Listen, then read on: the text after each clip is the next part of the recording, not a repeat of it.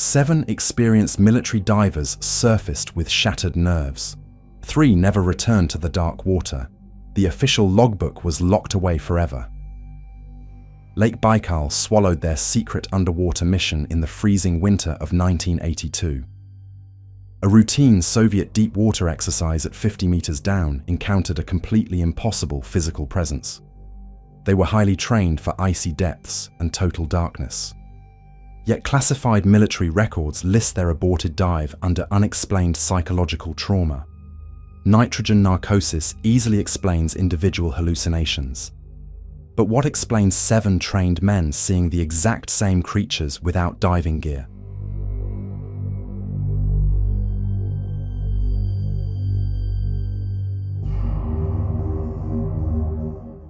The military tent stood firmly on the frozen surface of Lake Baikal. Bitter winds whipped against the heavy canvas during that freezing winter. Inside the unheated shelter, Commander Volkov reviewed the handwritten dive manifest. 7 names were permanently stamped in dark ink under the official Soviet seal. Heavy diving suits hung from cold steel racks along the tent wall. They were thick rubber uniforms designed to survive the deadliest underwater depths. The classified mission objective was a simple tactical depth test. Moscow wanted to measure human endurance in the deepest freshwater abyss on our planet. A wide circular hole had been meticulously cut through solid ice. Dark water churned slightly beneath the jagged frozen edges of the deep lake. Diver Sokolov adjusted his heavy brass helmet by the icy opening. The metallic click echoed sharply across the completely silent frozen lake surface. Thick umbilical hoses snaked across the slippery ice toward the water. These vital lifelines carried breathable air from loud and heavy surface compressors. One by one, the 7 men dropped into the black void. Their heavy lead boots pulled them quickly toward the lightless and freezing bottom. The descent line vanished into the freezing, murky water below them.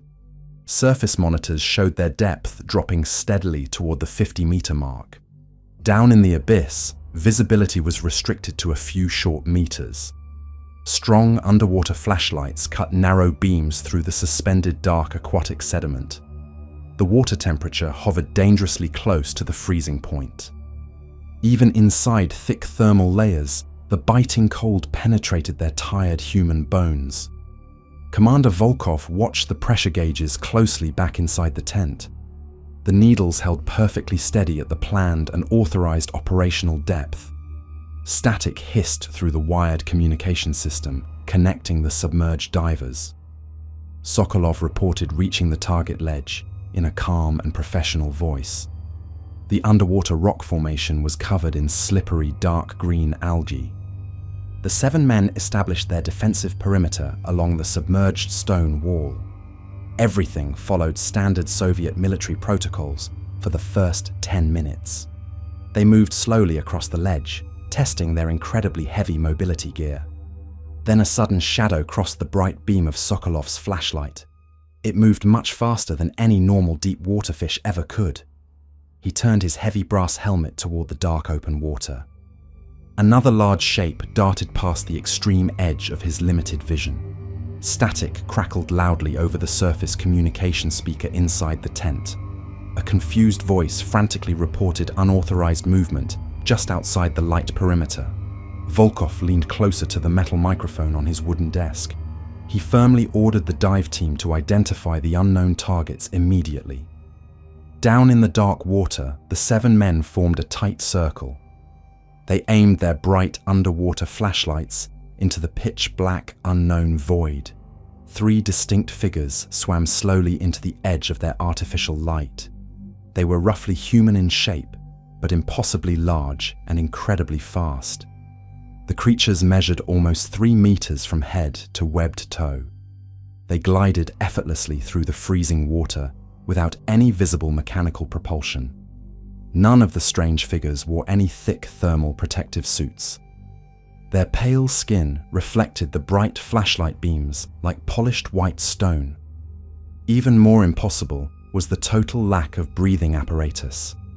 No air bubbles escaped from the smooth faces of the mysterious tall swimmers. Transparent spherical helmets covered the heads of the massive humanoid figures. The glassy objects looked seamless and completely alien to standard Soviet technology. Sokolov gripped his heavy dive knife with thick rubber diving gloves. His own breathing echoed loudly inside his brass helmet as panic quickly set in. The three pale giants stopped swimming and hovered silently before the team. They simply watched the terrified military divers from a very short distance. Volkov shouted frantic orders through the crackling surface communication audio channel. He demanded an immediate emergency ascent for the entire terrified diving squad. Heavy lead boots scraped desperately against the dark algae-covered rocks. The divers began pulling themselves aggressively up the main thick descent line. As they fled toward the surface, the pale figures followed them slowly. The transparent spheres gleamed ominously in the fading yellow flashlight beams. The frantic emergency ascent triggered immediate chaos back inside the surface tent. Safety protocols were completely ignored as the men hauled the heavy lines. Pulling divers up too quickly creates a deadly physical bodily reaction. Nitrogen bubbles expand violently inside the blood during a rapid underwater pressure change. The 7 men broke the icy surface, gasping violently for breathable air. Their pale faces were twisted in genuine agonizing and unimaginable physical pain. Medical orderlies dragged the heavy divers onto the frozen lake surface. 3 of the men were already completely unconscious and bleeding from their noses. Only 4 portable decompression chambers were available at the remote military base. The medical team had to make a cruel and immediate life-saving choice. 3 divers perished on the cold ice before reaching the medical tent. Their lungs had ruptured fatally from the terrifyingly fast vertical emergency ascent. Sokolov miraculously survived the ordeal inside a cramped metal decompression cylinder. He stared blankly at the curved steel walls for several agonizing long hours. Commander Volkov immediately drafted a classified incident report on his mechanical typewriter. He documented the catastrophic mission failure and the resulting 3 tragic deaths. The typed document firmly blamed extreme nitrogen narcosis for the sudden panic. The military hierarchy desperately needed a simple scientific explanation for the disaster. Nitrogen narcosis often causes severe hallucinations in deep water, extreme aquatic environments. Divers frequently describe seeing strange monsters or feeling sudden, overwhelming euphoric dizziness. The initial psychological evaluation seemed to support the official military narrative completely. The 4 surviving men were severely traumatized and mentally unstable after the dive. However, a glaring contradiction rapidly emerged during the separate individual medical debriefings. The handwritten medical transcripts revealed a deeply unsettling factual inconsistency among the men. All 4 survivors meticulously described the exact same giant pale figures. They independently drew perfectly matching sketches of the seamless, transparent spherical helmets. Hallucinations caused by nitrogen narcosis are always highly individual, isolated psychological experiences. 4 men absolutely cannot share the exact same detailed, complex underwater delusion. Volkov locked the perfectly matching sketches inside a secure metal filing cabinet. The official final typed report completely omitted any mention of the giant swimmers. Rumors of the strange underwater encounter spread quickly among local Siberian villagers.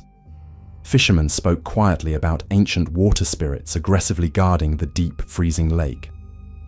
Local folklore frequently described massive pale demons sleeping in the abyssal trenches. These oral legends predated the Soviet military presence by several dark, icy centuries. But regional folklore could never explain the highly technical, transparent spherical helmets. The seamless geometric spheres suggested an impossible level of advanced, unknown engineering. A separate investigative team arrived directly from Moscow 2 short weeks later. Dark-suited government men confiscated every logbook and medical file from the base. They interrogated Sokolov in a small windowless concrete room for 3 days. The secret police demanded he permanently change his official handwritten sworn testimony. The surviving diver, bravely refused to alter his terrifying original factual account. He adamantly insisted the pale giants were a tangible and aggressive physical threat. His permanent service record was heavily stamped with a severe psychiatric diagnosis. The military systematically discredited the most experienced brave diver in the entire unit. The remaining 3 survivors eventually broke and changed their official sworn statements. They signed newly typed documents falsely blaming the tragedy on faulty breathing regulators. A closer forensic inspection of the retrieved dive gear revealed another mystery.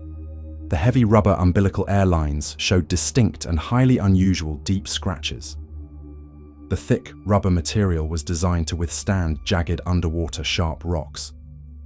Yet the deep parallel cuts looked like deliberate, massive and aggressive claw marks. These severely damaged hoses were never formally entered into the official evidence log. The Moscow government agents ordered them incinerated behind the main wooden barracks. The black ashes of the rubber hoses blew across the frozen lake. Any physical proof of an external aggressive attack was methodically and permanently erased. Volkov formally requested a second arm dive to investigate the exact ledge. His typed written petition was immediately and harshly denied by Naval High Command. The entire 50-meter depth zone was instantly declared strictly off-limits. Military patrol boats heavily guarded the icy surface for the next 6 months. An anonymous base clerk managed to secretly copy one original report page. The smuggled paper contained a chilling final observation from the disgraced diver Sokolov. The smuggled paper revealed exactly what happened right before the sudden panic. Sokolov described one of the pale giants reaching toward his thick air hose. The creature moved with absolutely impossible speed against the crushing water pressure. Its massive bare pale hand easily grabbed the thick reinforced rubber airline. The sudden violent physical pull triggered the terrified emergency ascent vertical order. The divers fled because they were being actively hunted in the freezing darkness. Examining the established historical facts leaves us with a stark documented timeline. 7 highly trained military men descended into the freezing depths of Lake Baikal. They physically encountered 3 massive humanoid figures swimming without any thermal protection. The resulting panicked rapid ascent violently killed 3 divers on the icy surface. The Soviet military command immediately covered up the securely shared identical testimonies. Moscow agents deliberately erased the damaged hoses and silenced the traumatized surviving witnesses. The most objectively plausible explanation points to an encounter with an undocumented phenomenon. The massive lake harbors deep, extreme environments, totally isolated from known surface biology. But natural biological evolution cannot explain the perfectly smooth, transparent, spherical helmets. These physical objects strongly indicate unexpected encounters with advanced autonomous submersibles or unknown technology. The aggressive military cover-up strongly suggests the government secretly knew something beforehand. The incredibly rapid deployment of Moscow agents indicates a pre-planned strict containment protocol. They conveniently blamed nitrogen narcosis because it was the easiest scientific lie. It neatly explained the deadly panic while dismissing the undeniable shared visual evidence. The deep parallel scratches on the rubber hoses prove a physical interaction occurred. Hallucinations absolutely do not leave physical cuts on reinforced industrial diving airlines. The deeply tragic consequences of that freezing winter dive destroyed 4 surviving lives. Sokolov was permanently committed to a strict military psychiatric facility in complete isolation. The other 3 traumatized men lived under strict governmental surveillance for decades. Their promising military careers ended in quiet public disgrace and enforced absolute silence. The specific deep underwater diving zone remained a restricted military grid for years. Civilian scientific researchers were completely banned from mapping that particular submerged rocky ledge. Even long after the eventual Soviet collapse, the original unedited military dossiers remained missing. The Russian naval archives stubbornly refused to acknowledge the 1982 underwater incident. The frozen white surface of Lake Baikal eventually melted the following warm spring. The deep, dark waters silently swallowed the terrible secret of that disastrous failed mission. The grieving families of the 3 dead divers received generic typed condolence letters. The official documented cause of death remained listed as a standard underwater training accident. No military honors or medals were ever awarded for their bravery in the abyss. Their names quietly faded from the active duty rosters without any formal public ceremony. Modern advanced sonar scans of the deep lake occasionally detect massive, unexplainable physical anomalies. Fast-moving metallic objects regularly appear and vanish from civilian underwater radar screens. Yet no modern scientific expedition has ever captured the pale giants on photographic film.